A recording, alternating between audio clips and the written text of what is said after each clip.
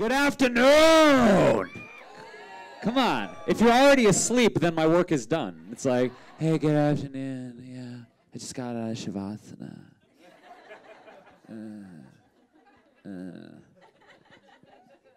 If your Shavasana practice is suffering, which no one's ever is, isn't that so funny? Like, I've never heard one person be like, God, it's so hard for me to just get in Shavasana. Said no one ever. But what we do have trouble with is really getting consistent, nourishing sleep. Show of hands, who has ever had or is currently having issues with your sleep? It's pretty much everybody, right? It's a very, yeah, you were just like, whoa! You're just like flying like a flying squirrel through the air. It's I feel you, brother, I feel you. This is going to be, no, dude, this is so much for you. I'm just going to be shoveling goodness your way. So just open the portal, and let's stick it in there. The portals are open, my friends. Let's fill them. Life doesn't like to exist in a vacuum. It's like to be filled. So I'm going to fill you guys up with a lot of the things that I studied in my book, Eaternity, a lot of the things that I've talked about at David Wolf's longevity conference. Who saw David a few minutes ago? Right? Love David. David's so good. He's one of my great friends, great mentors. Love that man so much, and he has taught me so much and always continues to. So we're going to focus on not so much sex. That was yesterday, although I will talk a little bit about sex, because if you have great sex, guess what? You're going to have real good sleep. So if anybody had great sex last night, you can leave. Because I didn't. I had no sex at all. TMI. Not TMI. There's no such thing in my world. You'll know. The friends who know me, there's no topic that's off limits. So when we talk about getting good sleep the natural way, what I really want to cover in these next 20 to 30 minutes and the Q&A afterward is all of the things that I have incorporated into my lifestyle that have assisted me with my sleep. And so we're going to be talking about not only our environment, our sleep environment, we're going to be talking about preparing the body for sleep. We're going to be talking about the foods and the supplements that I recommend. And then I'm actually going to show you guys my favorite pose if you have insomnia and you want to get your body in a state of relaxation. So we're going to cover 4 different topics. So first of all, I just want to give you guys a little bit of background. I, for years, and still do somewhat, struggle with anxiety. I was diagnosed with clinical depression 4 years ago. And so a bad night's sleep is something that I'm very familiar with, of just laying in bed, thoughts racing, heart racing, thinking about the mortgage, thinking about, I just texted her, I just texted her a dick pic and she hasn't responded. That was maybe a bad choice. Shit. You said you weren't going to do it anymore, but she was flirting, was she? Ah, damn it. That was the lighting was so good. Angle was, and so we stay up with these thoughts, whatever they are, and we worry, and we are anxious, and we are in a state of letting our mind take us to places that are not the healthiest places to go. It's already sent. You can't take it back. She's got the picture. She's already sharing it with her girlfriends going like, he's not Jewish, but hey. Anybody get that joke? That's a high-level joke. Anyway. Yeah, so we should stop talking about my penis. That was yesterday's talk. Although it does look like a Muppet. You guys want to guess which one? Well, then we'll end that. It does. Snuffleupagus. Everyone's like, elephant? Okay, anyway, sleep. Katie, I'm back to the sleep talk. Yes, sorry. Sleep. When we talk about our environment, it's so important for us to set the proper environment for good sleep. And I'm going to talk about the ways that I do that. First of all, let's talk about light spectrum. You guys probably noticed I've been wearing these Kanye West, whatever, Floyd Mayweather. Who's going to watch the fight tonight, by the way? Yeah, right? We can see you guys at the bar. What's up? Casino, yeah, okay. Casino, oh, many TVs. Okay, maybe we'll do the casino. So here's the thing. Blue light, the light from your phones, right? The light from your computer screens, the light from your TVs, this thing, right? You lay in bed, checking Instagram, seeing how many likes you got, getting those DMs, trying not to send those pics that you might regret. So we sit and we work. I'm a workaholic. I'm a self-proclaimed workaholic. I will sit and I will work and work and work and work and work and not stop. But the danger with that, what I was realizing in my research, is that blue spectrum light, which is about like 300 to 500 nm, about, I don't know exactly. What it does is these shorter wavelengths of light, what they do is they disrupt our melatonin production. Melatonin is necessary for deep, restful sleep and getting in that deep REM cycle. So first of all, the blue light in that spectrum disrupts our melatonin production. Also, it gets us into a state where we are not in delta brainwaves. Delta brainwaves are when we want to be in that sleep state. So if we're not in delta, we're either in theta or alpha. And the problem with alpha is that waking state. When you're, when you're focused and you're on point, you're just like, yeah, I am Iron Man, I am Wolverine, I am Wonder Woman. Like, you just feel like you're in alpha state. That's the waking state. That's the focus state. You want to be in delta brainwave state. And when you have that iPhone in front of your face and you're on the computer all night and you're in that blue light, your body's not producing the melatonin it needs, and it's hanging out in that alpha brainwave state. You're not going to get good sleep. So the number one thing in preparing your environment is, if you are going to work, get some blue blockers. Seriously, you can get blockers like this, block the blue light, or there's actually a great app that I downloaded on my laptop called F-Lux, F.Lux. And what that does is it shifts the quality of the light on your computer screen from that blue light into the amber light. So then your body's going to be able to shift from alpha to delta, and you're also going to be able to start producing melatonin. But another thing I really recommend is stop working like an hour before bedtime if possible. Like, I'm trying to get better at it, okay? Like, I'll put the phone down. I don't need to be working at like 1 a.m. I do sometimes, but I know that if I'm going to go to bed at 2 a.m., I'm going to try and cut things off at 1 o'clock. Just boom, right? Because here's the thing, like, this light, this constant bombardment, not only is it disrupting our melatonin production, keeping us in that alpha brainwave state, it can really mess with our circadian rhythms. And I first learned about this when the first time I went to Costa Rica, which was also coincidentally the first time I ever tried raw cacao. This was actually like a few months before I met you, Dave, the first time. Tried this raw cacao off the tree in the middle of the jungle of Costa Rica. But I realized that in Costa Rica, I was building this yoga ashram with a friend, right? There was no artificial light. We were doing candlelight, literally. And my body was like, whoa, the sun's down and it's pitch black in the rainforest and I want to go to bed. You know, it's like 8 o'clock, 8:30 p.m., and I just want to be out. And I started to realize, my God, in these artificial environments in our cities, we're just bombarded by that blue spectrum light, by that artificial light constantly. They call it light pollution. You know, I'm going to fly back to Los Angeles tomorrow morning. And like at night, if you fly over a big city, the amount of artificial light that is emitted is unbelievable, right? It just lit up like a Christmas tree.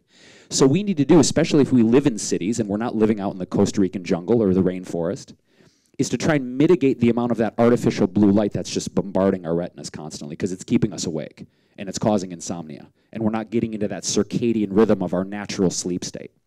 So that's the first thing in preparing the environment. I'm going to put these blue blockers away. Kanye, stay there. Kanye needs those blue blockers. So the other thing really in creating a sleep sanctuary is trying to sleep in total darkness, right? I talked about the Costa Rica rainforest. It was like pitch black. So then what I started to do was actually get blackout shades for my bedroom, right? And see, like trying to hermetically seal the top, because even if you get blackout shades, some light will leak through the top. You guys notice this, right? And it's like David G talked about this at the last Wanderlust Festival. It's like as soon as that light hits your retinas, it's like, oh, boom, melatonin production stops. You're out of the cycle. So what I do is I actually take my my blackout shades and I will pin them, like I'll physically like tack them or nail them the top, so like no light is getting in.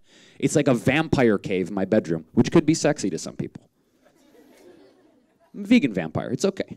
I only bite if you ask me. Ask me. So hermetically sealing as much as you can to block that light during your sleep, again, is going to get you into that deeper REM cycle, and it's going to help with that melatonin production. And blackout shades are so cheap. I mean, you can go to, I don't know, you guys have IKEA here in Canada, yeah? Yeah, I mean, I go to IKEA, spend $50, boom, blackout shades in my bedroom, and it's a cavern in there. It's a frickin' cavern. So that was another thing that greatly assisted me. Getting away from that blue light spectrum, having the blackout shades, and then also unplugging all of my electrical devices and my Wi-Fi. Please, please, please. if this is one of the biggest things, is unplug your Wi-Fi before you go to bed. And it's hard, again, in the city, because I live in a loft complex, right? I've got like 16 lofts where I live, and I know everyone else has their Wi-Fi on in the middle of the night. I've actually thought about being like, excuse me, hi. Yeah, these are some brownies. Yeah, they're gluten-free. Yeah, they've got reishi and chaga. You don't know what that is. Okay, so there's these medicinal. Anyway, just have the brownies. Could you turn off your Wi-Fi for me at night? Right, I want to go around and tell people about this. Like, I want to proselytize about it, because unplugging that Wi-Fi, not being bombarded by that constant EMF field, is also going to help you with your sleep. So again, we have the mitigation of the blue light using amber light instead. Okay, getting that efflux blocker, or wearing the blue blockers, turning the devices off 1 hour before bedtime, and unplugging the Wi-Fi. Okay, also getting the blackout shades. These are other things. Now, in terms of what you can do to prepare your body, there are many things. So I worked with a doctor when I was going through my insomnia. His name is Dr. Steven Steitler. He's in Los Angeles, California. He's an integrative medicine doctor, also does TCM, traditional Chinese medicine. And we were working on some herbal formulas. He was getting me on some things, which I'll talk about food, because I know we came here for food and a little bit of sex and sleep. But there's a pose he taught me when I was experiencing insomnia. We got yogis here, right? It's not scorpion pose, I can tell you that. And he also taught me, because he's also a yogi, that any kind of hip openers right before bedtime, not a good idea, because there's so much energy in our pelvic region. So if you're doing a yoga practice and you're doing a lot of hip openers before bedtime, you're going to stay up, because once the hips are open, the hips don't lie. You know what I'm saying? It's like the hips want to do something with the energy. So one thing that I learned is don't do so much hip openers, and don't do inversions before bedtime, okay? So that's one yoga tip. Please no inversions, and please no hip openers. It's way too much energy before bedtime. So in terms of restorative poses, yes, Shavasana. It's also called sleeping, kind of, ish. It's like there's that shirt here that I came for the Shavasana. Me too, duh. So poses we can do. Child's pose is a great pose, right? Twisting poses, no, we don't want. Again, if it's hips or any kind of spinal energy release, it's too much energy. Here's the one pose that I have personally found, that I learned this from Dr. Steven Steitler, that I started using when I had insomnia. I'll show you guys. Hopefully the camera will get it. Is what you can do is, what this does is it relaxes the parasympathetic nervous system. You basically go to a chair, couch, if your bed is low enough. You put your feet up like this. And you just lay there. This is the simplest thing in the world, guys. It relaxes the parasympathetic nervous system. It can downregulate your cortisol levels. It can downregulate your adrenaline levels. And you just stay here. Now, here's the other thing with this pose. If you're like me, and you have been traveling a lot and speaking a lot and sleeping in hotels, and your sleep schedule is crazy, there are times when I've been like at Dave's Longevity Now conference, and it'll just be like go, go, go, go, go, go, go, crazy. People talking to you all the time. You can't get a minute. I'll run back up to my hotel room for like 30 minutes, and I will do that pose. And my body, I have no science to back this up, but the feeling in my body is that I just had like a 4-hour nap. 30 minutes of that pose. Block out the light. I'll actually bring a sleep mask to my hotel room, and I will sit in that pose, that parasympathetic nervous system reset pose, for 30 minutes, and it is magic. Magic. So if you have insomnia, try that pose. Feet at a 90-degree angle, laying on the floor with your arms out, and just breathe and relax. It is magic. It is the simplest thing in the world. Now, in terms of food, we talked about environment. We talked about physiology and what poses to do and what not to do. Beyond that, in terms of food, huge fan of taking a chamomile and valerian root tea before bedtime.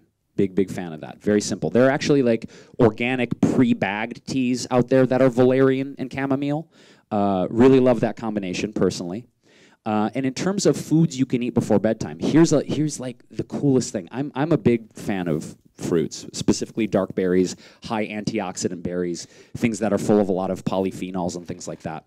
But dark cherries are one of the best foods you can eat to produce melatonin in your body. Dark cherries. So if you want to eat dark cherries, if you can get an organic, cold-pressed cherry, you can actually just do this yourself. You can make dark cherry juice. It's going to take you a while to pit them. But hey, that's meditation. You're just like, 500 cherries, huh? Jason Wrobel told me to. Son of a... But I'm going to sleep better. Right? If you can do your own blended cherry smoothie, or press the cherries. It would take a long time. But dark, dark cherry juice, amazing for melatonin production. Beyond that, any kind of B-complex vitamins. Anything with B6, B9, folate, B12. We talked about avocados yesterday. Remember that, guys? Dave talked about avocados. Ahuacatl, the testicle. If you weren't here yesterday, that's actually the direct translation. Mesoamerican culture was ahuacatl, because they knew there was this restorative, nourishing benefit to the sex organs. But B-complex vitamins, you can also get them in walnuts. You can get them in almonds. You can get them in pecans. Any kind of like dense, fatty, nourishing nuts also have those B-complex vitamins and help you release more melatonin. So beyond that, if we talk about supplements, guys, we talked about magnesium yesterday for blood flow. We talked about magnesium in helping to create a healthier sexual function because of that blood flow. Talked about magnesium for healthy, strong bones and bone density. But beyond that, magnesium is so good to relax your central nervous system. So I actually take a combination right now of magnesium, GABA, 5-HTP, and it also has Ltheanine and tryptophan in it. So let's talk about those two amino acids, tryptophan and Ltheanine. So Ltheanine, most people probably know. They've seen it in like matcha. Any green tea drinkers here? Okay, so Ltheanine is amazing as an amino acid to relax the body. But if you drink it in green tea form, what are you getting? Caffeine, right? So green tea before bed, probably not the best choice. But if you can take a supplement that has the Ltheanine in it and also has the tryptophan, oh baby. Oh, baby, baby, baby. It's off to bedtime. So good, that combination. Now, let's talk about tryptophan. When we talk about tryptophan, what do you guys think of first? Turkey. Okay, bananas. Yes, very good, bananas. Okay, I have seen certain studies that show that when you add heat to tryptophan, that it's actually a very sensitive amino acid. It nullifies most of the effects. So people are like, well, what about Thanksgiving when I eat all that turkey? I feel so sleepy. It's because you overate. So if you want tryptophan, the full benefits of tryptophan, you want to get it in its raw form, right? So you mentioned bananas. You know, I mentioned almonds, almond butters, things like that. Great sources of raw tryptophan. The moment you cook tryptophan in turkey, out the window. It's just football and overeating. You're just like, oh God, Uncle Herb. Yeah, go Patriots, man. Go Pats. It's just, you're bored and you're overfed, you know? Who's booing over the Pats? So, Giants or Jets? Whoa! Oh, this just took a turn. This just took a turn. This is getting more interesting than McGregor Mayweather later. Actually not. That's gonna and the Game of Thrones finale tomorrow. Oh God. You wanna know what's been keeping me up, dude? Thinking what's gonna happen about Game of Thrones. I'm like, damn it, what is the Hound and the Mountain gonna fight? What's Cersei gonna do when they bring the White Walker? Damn it. Go to sleep, man. Okay, anyway, I digress. That's what's been keeping me up. Not paying the mortgage, not saving the world, Game of frickin' Thrones, bro. Like, I just want to go to bed. Sunday, come here. Stuart John, oh, God. You know, listen, I am currently a heterosexual man, but Jon Snow, let me melt. Yeah. That's a sexy man. I'm just saying, I'm going to give credit where credit is due. Sleep. So... We talked about preparing the environment. We talked about mitigating the light. We talked about the sleep environment. We talked about the restorative poses and what poses not to do. We're talking about the right foods. So what all this comes down to, guys, is I firmly believe in having a morning practice, but I also deeply believe in having an evening practice. Morning practice, very important to prepare the body to wake up, to face the day with energy, with focus. We could maybe even go into that in the Q&A if you guys want to ask me about my morning routine. I'm happy to share that. But I think an evening routine gets way more overlooked than a morning routine. Anybody have a morning routine in here? Something you guys just anchor, it's a non-negotiable every single day? Okay, what about an evening routine? Yeah, it's very rare. Like, I see a few people, but it's very rare. There's something in us where we're like, yep, got up in the morning, kicking ass, got it going, hustle, hustle, hustle, grind, grind, grind. But there's a time to like move away from the hustle and the grind and nourish ourselves and prepare ourselves for rest. Because there is this interesting thing I've noticed in our culture, in the wellness culture, the kind of meeting the entrepreneurial culture. And as much as I love like Gary Vaynerchuk and these guys, it's just like, yeah, be on that grind, come on, do it, hustle, crush, crush, crush. And I'm like, yes, absolutely. But take good care of yourself while you're crushing. Because I've seen so many people annihilate themselves energetically. And then we have these sleep issues, right, brother, where we're on it all the time. But in order to restore ourselves, it's kind of like battery life is how I look at it, right? If you're constantly draining the battery and you're never letting it get a full charge, good luck with your longevity. Good luck with being in this for the long haul. And I'm in this for the long haul, guys. I don't want to burn out at 50 years old. Hell, I got a lot of work to do. We all have a lot of work to do on this planet. The good work, the holy work, if you believe that, right? What we're here to do, our mission. So yes, grind, hustle, do it. Be there for the animals. Be there for the earth. Be there for your family. Be there for yourself. But take good care of you. And so having this evening routine where we're preparing our environment, we're mitigating technology effects, we're preparing our body for good sleep. We've been conditioned to just give. And I love being generous, but we have to be a little bit selfish sometimes. And I want to take back the word selfish, because selfish has such a negative connotation. You're so selfish. When people say that, I go, yes, I am. I am selfish. You want to know why? Because when I take good care of me and I focus on me, I'm so much more available for everyone else in my life. So much more potent and focused and present. So whether it's your morning routine, your evening routine, better sex, better sleep, all the things we talked about this weekend, I just want to encourage you guys to be relentless in your self-care, relentless in loving yourself. It's not some woo-woo hippie shit. This is real. Like, the more that you give to you, the more that you fill up your tank, that cup is going to runneth over. But we've been conditioned to give to the point of depletion where we have nothing left, right? Who can identify with that? It's very real, right? We know what this feels like. So just wanted to give you guys my top-line tips for preparing your environment, your body for good sleep. That's all I have for you. So if you guys want to jump into Q&A, we can go anywhere you want with this. Awesome. Thank you so much, Thank you Jason. guys so much. A big round of applause.